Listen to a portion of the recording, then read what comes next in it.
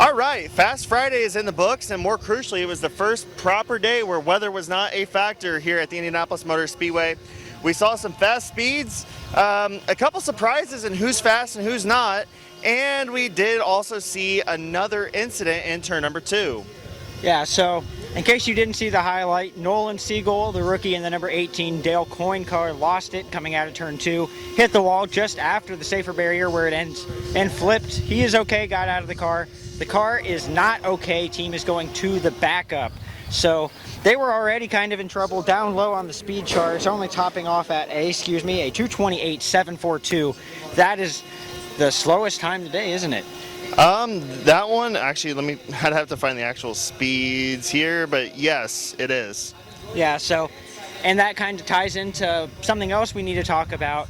Honda, overall, not where they were last year. Last year, they were the engine to beat, fastest pole time in history at the Speedway. But this year, I mean, they sit on top today. That was a toe lap. So, Honda not looking super strong. Yeah, the first Honda actually in the Noto rankings is Takuma Sato in 7th place. And out of the top 10, they do have 3 cars up in that top 10 with Kirkwood and Herta in 9th and 10th. But yeah, it's a little bit of a rough one. But at the top of the grid, it's a pretty big Penske posse party up there. In terms of the Noto rankings, Josef Newgarden and Scott McLaughlin end up P1 and 2, and Will Power 3rd, only split by Alexander Rossi in the number 7 Arrow McLaren entry. And then right behind Will Power in 5th on the Noto rankings is Pato O'Ward with his McLaren entry. And actually 2 spaces behind them is Callum Ilott. So it's pretty Penske and McLaren at the front. Yeah, and the common identifier between the two, they are both Chevy powered. So maybe Chevy found something, maybe both of these teams found something. I like what I see, especially out of the 2 and the 3. They both look super strong. The 7 looks very strong as well. I like those 3 for the front row so far. And then also, since I know everybody's going to be asking where the 4th McLaren is of Kyle Larson, on the Noto rankings, he ended the day P15. However, he also ended up P2 on the overall rankings, just behind Colton Herta. And his time was aided by a pretty decent tow in the middle of the afternoon. Yeah, it was a 2:34.271, second fastest overall, but he did have a pretty big toe. I don't remember who it was from, but he came out, he hit the lap, and he went right back in. It was Scott McLaughlin. There you go. So definitely today was very much focused on qualifying sims and the 4-lap averages. We did not really see too much pack running, and if there was any, it was very much unintentional because today was all about seeing where you stack up for tomorrow, because keep in mind, there is a fast 12 to fight for, and there is also a last row shootout because one car is going home. So let's talk about the cars at the bottom of the Noto rankings right now. And we'll start from the bottom and work our way up because 4 cars will be fighting for that last row shootout. So 34th position is Nolan Siegel. We talked about him. They're going to be going to the backup car, which actually is the road course car that Jack Harvey campaigned at the Grand Prix just a week ago. Yeah, and we've seen teams come in. I mean, today we saw Marcus Ericsson out there in a backup car. That's a Speedway backup car. He ran pretty all right, actually put together some good laps at the end of the day. Who only knows? As we're talking about the last row, I mean, it has to be noted that 34th and 33rd overall is the 18 and the 51. Neither of them able to get over 229, not even sniff 230. So I think also going into the last row shootout tomorrow and Sunday, that Dale Coyne Racing and Rick Ware Racing are both in trouble. And the 18 situation is being made a million times worse because not only did he lose his main car, he lost at least 2/3 of the day worth of track time running with the boost and qualifying trim. Lots of valuable track time lost. And tomorrow it's only, I believe, a 45-minute or 1-hour practice session to start the day. So definitely not a ton of track time. And keep in mind, you're sharing the track with 33 other entries that are also trying to make qualifying runs as well. 33rd on the Noto times today was Catherine Legg in the 51 Rick Ware Racing with Dale Coyne Racing. 32nd, Kiffin Simpson. Now this is actually going to be a kind of a broader theme to this segment where we talk about Chip Ganassi Racing. They had a rather rough go of it today. Their top car ended up being Marcus Armstrong, and he was 23rd on the Noto. And in terms of the actual ranking, Scott Dixon looks to be the best of that group. he ended up P21. So it was a very struggle-filled day with Ganassi where they could not get out of that 232 range. Yeah, and I mean, to talk more about the struggles of Ganassi, Palou had engine troubles today, dumped a bunch of something down in pit road. They had to put kitty litter all the way down. Lost probably 2-3 hours or so of track time through that. Came back out and was able to put down a solid 4-lap average. But I mean, coming into today, of course, it's only Fast Friday, so there's still a lot to be told. But we all expected Ganassi to be fast, and they're pretty mid, to be honest with you. Yeah. So in that 31st position on the Noto time is Connor Daly and the Dryan Reinbold entry. 30th, Marcus Ericsson, who is in his spare car, which is a super speedway car.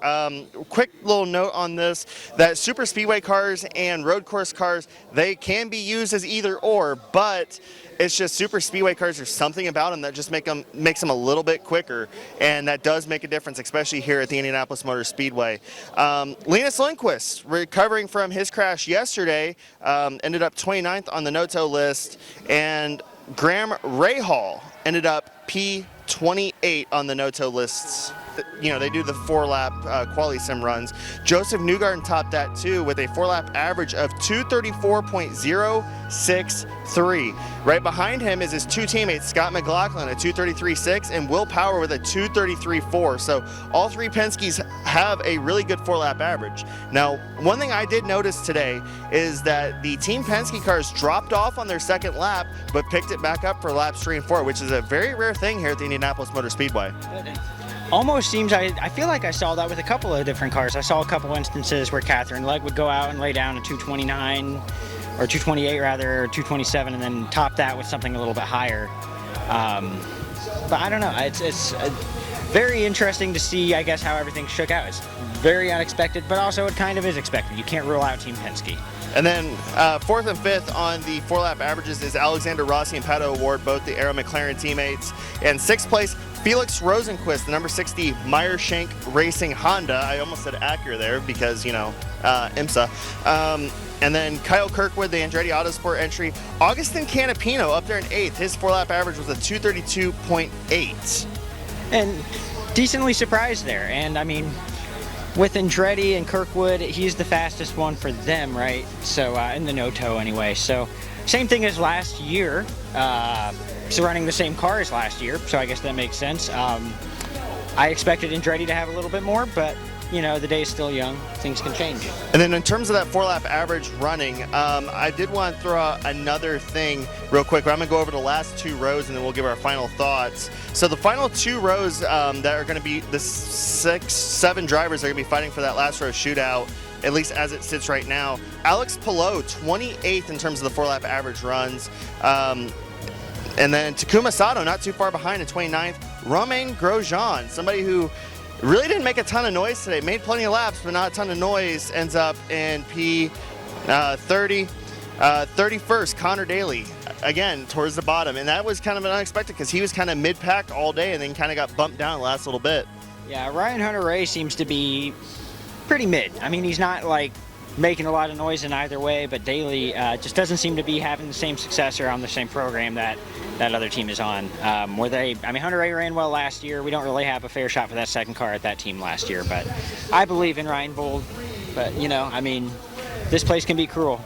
All right, and then Kiffin Simpson ends up 32nd on the 4-lap average run. Catherine Legg 33rd, and we already documented the struggles for Nolan Siegel in 34th and final place. So tomorrow morning they do get a little bit of practice starting at 8:30 in the morning. We'll be here covering it, and then it's actually the main show. Tomorrow positions number 13 through 29 are locked in. Positions 31 through 33 are not. They will go till Sunday for the last row shootout where one goes home. And then positions 1 through 12 will also have to requalify on Sunday for the Fast 12. Should be a lot of fun. I mean, you can't beat qualifying at Indy. This new format was a lot of fun the last couple of years. I think we've done it now. So I'm really excited to see. And also the last row shootout, of course, I mean, bumping, there's nothing like it. So maybe there'll be some surprises. All right, so we're going to wrap this video up here. We will be back tomorrow, but stay tuned because we do have a word from our sponsors at Peak. Protect your vehicle with Peak Original Equipment Technology. Our formulas match the vehicle manufacturer's technology requirements so that we have the perfect match for every vehicle. All right, so thank you to our sponsors from Peak as well as Drag Racing Bracket Bonanza. You'll see coverage from the NHRA Route 6